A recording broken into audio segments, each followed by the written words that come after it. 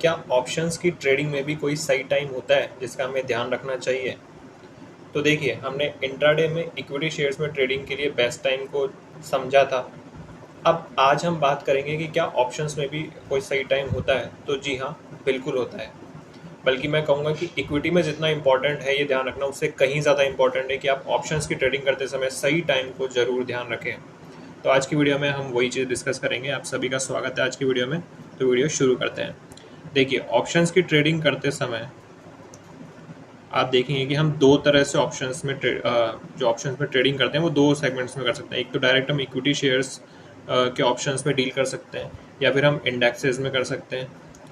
Equity shares में तो आप सभी जानते हैं कि मैं किसी भी पर्टिकुलर कंपनी के शेयर के साथ मैं ऑप्शंस में ट्रेड कर सकता हूँ। कॉल पुट के अंदर मैं बाइंग सेलिंग कर सकता हूँ। और वहीं इंडेक्स के अंदर भी होता है। इंडेक्स जैसे कि निफ्टी ले लीजिए, बैंक निफ्टी ले लीजिए, या फिर फिन निफ्टी ले लीजिए। इनमें से किसी भी इंडेक्स के अंदर ट्रेडिंग करना ये इसमें शामिल है। अब इसमें इंपॉर्टेंट चीज़ ये है कि जो इक्विटी में जो ऑप्शंस की ट्रेडिंग होती है, उनकी जो एक्सपायरी होती है वो एक्सपायरी मंथली बेसिस के ऊपर होती है। वहीं इंडेक्स के ऊपर जो एक्सपायरी लगती है वो वीकली एक्सपायरी होती है। ये मैं क्यों बता रहा हूँ? क्योंकि अभी आपको समझ में आ जाएगा, क्योंकि हम इंडेक्स के ऊपर डिस्कशन करेंगे। इक्विटी में आप फिर अपने आप ही समझ जाएंगे, तो हम एक सिर्फ इंडेक्स को लेकर चलेंगे। क्योंकि जनरली अगर ऑप्शंस ट्रेडिंग की बात की जाए तो बैंक निफ्टी, निफ्टी और फिर निफ्टी में ही ट्रेड होता है। इक्विटीज़ में भी ट्रेड होते हैं, वो डिपेंड करता है सिचुएशन के ऊपर। अगर हमें मान लीजिए कि कंपनी के रिजल्ट्स आने वाले होते हैं, या कंपनी के स्पेसिफिक कोई भी इवेंट अगर हो रहा है, चाहे गवर्नमेंट में हो रहा हो, चाहे इकोनॉमिक पॉलिसी में हो रहा है, किसी भी तरह से, तो वहाँ पे उनकी ट्रेडिंग्स की जाती है, जनरली की जाती है। पर नॉर्मली मैं बात करूँ तो ऑप्शंस के अंदर बैंक निफ्टी और निफ्टी ही आपने सुना होगा, और फिर निफ्टी भी आजकल उसमें शामिल है। तो हम निफ्टी के बारे में, इंडेक्स के बारे में, इन्हीं के बारे में बात करेंगे। इक्विटीज़ के ऊपर आप फिर अपने आप ही समझ सकते हैं। तो जैसा कि आप सभी को पता होगा कि जो एक्सपायरी डे होता है, वीकली एक्सपायरी की हम बात करें इंडेक्स की, अब निफ्टी या बैंक निफ्टी किसी को भी ले सकते हैं, तो वो उनकी जो एक्सपायरी होती है वो थर्सडे को होती है। अब ये इंपॉर्टेंट क्यों है, मैं अभी आपको समझाऊंगा आगे कि थर्सडे को हम इतना जोर क्यों दे रहे हैं। क्योंकि देखिए, सबसे इंपॉर्टेंट जो ऑप्शंस के अंदर होती है वो होती है उसका प्रीमियम। एक बात मैं आपको पहले बता दूं कि इसके बाद जो वीडियो आने वाला है वो ऑप्शंस के बेसिक्स के ऊपर होगा। बेसिक जो टर्मिनोलॉजी, जो टर्म्स हम यूज़ करते हैं ऑप्शंस के अंदर, जैसे call, put, strike price, spot price, in the money, out of the money, deep in the money, ये सब मैंने डिस्कस किया है उस वीडियो के अंदर। तो वो वीडियो जल्दी आने वाली है। उस वीडियो में आप सभी टर्मिनोलॉजीज जो है वो समझ जाएंगे। अभी के लिए सिर्फ कंसेप्ट को समझिए कि हम किस चीज़ के बारे में बात कर रहे हैं। हम सिर्फ टाइम फ्रेम की बात करें कि किस टाइम फ्रेम में आपको ट्रेड लेना चाहिए, प्रेफर करना चाहिए। स्पेसिफिकली मैं बोलूँगा नए ट्रेडर्स को तो ये बहुत ज़रूरी है वीडियो, जिसका उन्हें ध्यान रखना चाहिए। तो ऑप्शंस में जो सबसे इंपॉर्टेंट चीज़ होती है उसका प्रीमियम। तो प्रीमियम जो है वो दो कंपोनेंट से मिलकर बनता है, जिसके बारे में मैं आपको सिखाऊंगा कि कैसे प्रीमियम कैलकुलेट होता है। पर अभी सिर्फ इतना जान लीजिए कि इसमें दो कंपोनेंट होते हैं। पहला होता है इंट्रिंसिक वैल्यू और दूसरा होता है टाइम वैल्यू। हल्का सा डिस्कशन करता हूँ। इंट्रिंसिक वैल्यू का मतलब है, सपोज कीजिए कि मैंने एक कॉल बाय किया, जिसमें कॉल का मतलब right to buy a share, मतलब मैं एक शेयर को खरीदने का राइट ले रहा हूँ। अभी सिर्फ इतना ही समझना, आगे वाली वीडियो में आपको पता चल जाएगा कि ये सब टर्म्स का क्या मतलब होता है। कि मान लीजिए मैंने या फिर इसको कॉल से भी हम डिनोट नहीं करते, मैं सीधा कहता हूँ कि मान लो मैंने एक शेयर को बाय करने का राइट लिया कि मैं 90 रुपये में एक शेयर को आपसे एक स्पेसिफिक डेट को परचेज कर लूँगा, और उस शेयर की जो करंट मार्केट प्राइस है आज वो 100 रुपये चल रही है। मतलब मैं बोल रहा हूँ कि मैं आपसे 90 में खरीदूंगा और आज उसका रेट है 100 रुपये। तो इसमें इंट्रिंसिक वैल्यू क्या है, मतलब ये जो राइट मैंने लिया है उस राइट के अंदर वैल्यू क्या है। तो वैल्यू जो है वो ये है कि जब मैं इससे शेयर खरीदूंगा तो मैं उसको 90 रुपये तो पेमेंट करूंगा ही, ठीक है। लेकिन अगर आज के टाइम पे मैं देखा जाए तो आज के टाइम पे इस राइट के अंदर ही अपने आप में एक वैल्यू छुपी हुई है, वो है 10 रुपये। 10 रुपये कैसे कि 100 रुपये का वो चीज़ है, 90 में उसको दूंगा तो कितने का मेरा फायदा है। एक तरीके से जो आज मैं उस राइट के अंदर इंक्लूड करके चल रहा हूँ वो है 10 रुपये। ये 10 रुपये ही क्या है, उसकी इंट्रिंसिक वैल्यू है। मतलब इस राइट को मैं देखूँ तो जो चीज़ आज 100 रुपये की है, मैं उसको अगर इन फ्यूचर में जाकर 90 दूंगा तो 10 रुपये तो मैं आज ही फायदे में हूँ। तो ये जो डिफरेंस है यही क्या होती है, इंट्रिंसिक वैल्यू होती है। आई होप आपको क्लियर हुआ होगा कि इंट्रिंसिक वैल्यू क्या होती है। अगर कोई कंफ्यूजन है तो वीडियो को रिवाइंड करके आप वापस एक बार देख सकते हैं, और नेक्स्ट वीडियो के अंदर मैं इन सभी चीज़ों को वापस आपको समझाऊंगा। एक बार मैं फिर आपको बता देता हूँ। दूसरा जो इसका कंपोनेंट है वो है आपका टाइम वैल्यू, और यही सबसे इंपॉर्टेंट कंपोनेंट है जिसकी वजह से मैंने ये वीडियो बनाई है।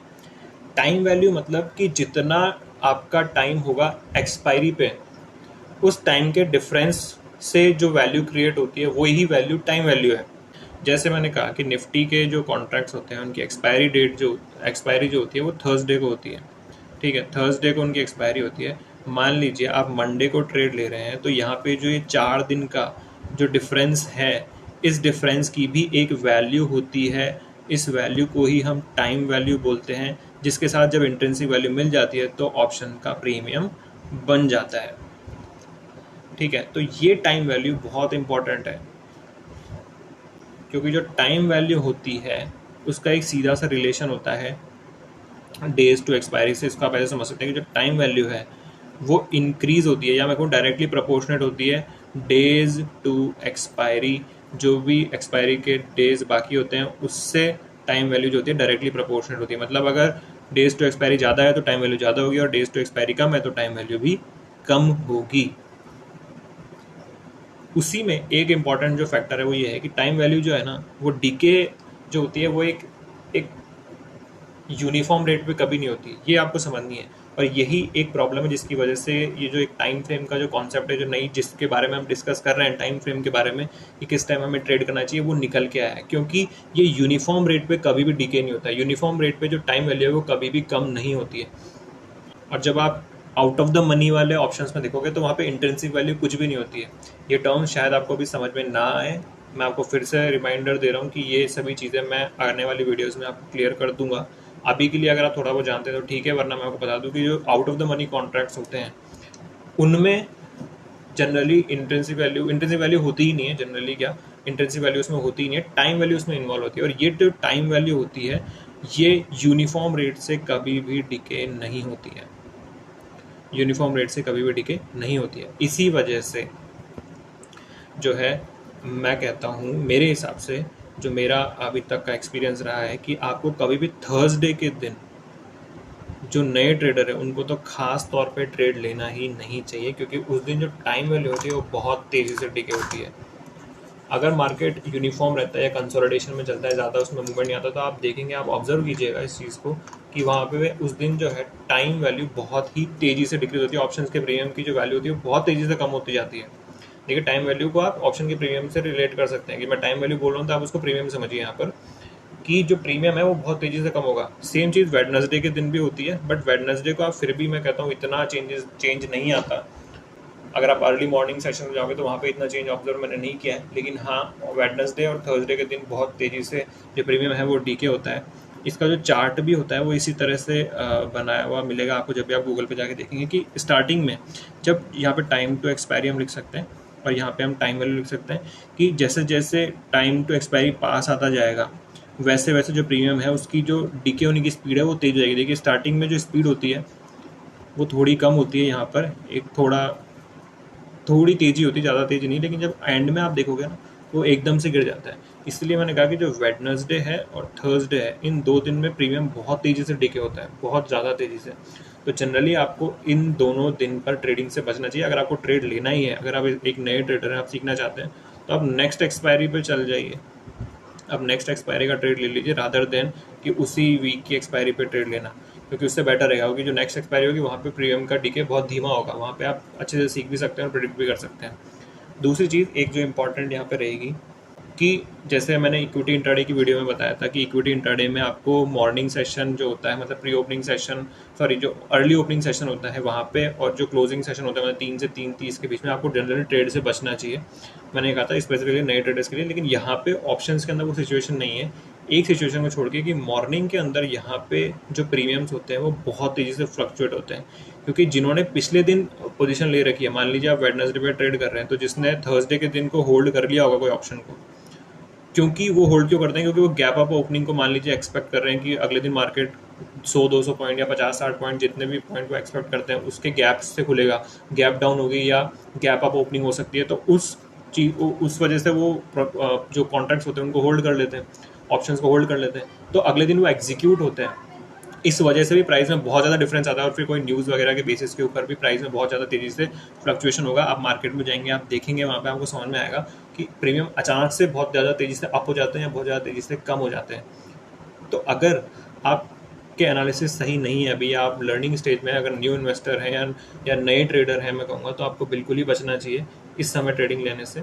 लेकिन अगर आपको पता है देखिए वैसे ये बहुत अच्छा मौका होता है कब, जब मान लीजिए मुझे पता है, एक एग्जांपल से समझते हैं इसको, कि मान लीजिए मुझे पता है कि आज जो मार्केट की डायरेक्शन है वो अप है, और और मैं कॉल बाय करने में हूँ, ठीक है, अगर मैं कॉल बाय करना चाहता हूँ और मुझे पता है कि मार्केट का डायरेक्शन अप है, तो मैं प्रीमियम की कैलकुलेशन के हिसाब से, अगर मुझे लगता है कि सुबह एकदम से कॉल का जो प्रीमियम है वो बहुत तेज़ी से नीचे हो जाता है, तो मैं उस समय उसको सस्ते में बाय कर लूँगा। और फिर अगर मेरी कैलकुलेशन के हिसाब से अगर मार्केट ऊपर जाना है, तो जब कॉल का प्रीमियम बढ़ेगा तो उस समय मैं उसको सेल कर दूंगा, और इस तरह से मैं अच्छा प्रॉफिट कमा सकता हूँ।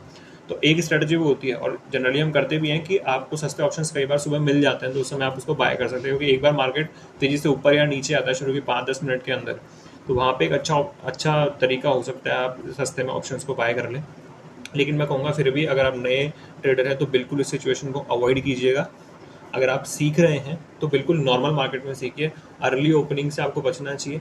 दूसरी बात, आपको वेडनेसडे और थर्सडे को बिल्कुल मार्केट को ऑब्जर्व जरूर करना चाहिए, पर उसमें ट्रेडिंग को मुझे लगता है कि आपको अवॉइड करना चाहिए। अगर आप स्पेसिफिकली अगर आप बाय साइड में हैं, अगर आप ऑप्शंस को बाय करने में हैं तो बिल्कुल ही आपको अवॉइड करना चाहिए। लेकिन सेलर्स के लिए बहुत अच्छी अपॉर्चुनिटी होती है कि वेडनेसडे और थर्सडे को भी उनका जो इनकम होती है वो वैसे ही प्रीमियम होती है, और प्रीमियम जितना जल्दी गिरेगा उनका प्रॉफिट उतना ही ज़्यादा बढ़ता है। हालांकि वो एक डिफरेंट टॉपिक है, उसको हम बाद में कभी डिस्कस करेंगे। तो आई होप आपको समझ में आ गया होगा। इससे रिलेटेड अगर आपके कोई भी क्वेश्चन हैं तो प्लीज़ कमेंट सेक्शन में पूछिएगा। मिलते हैं नेक्स्ट वीडियो में। Thank you so much.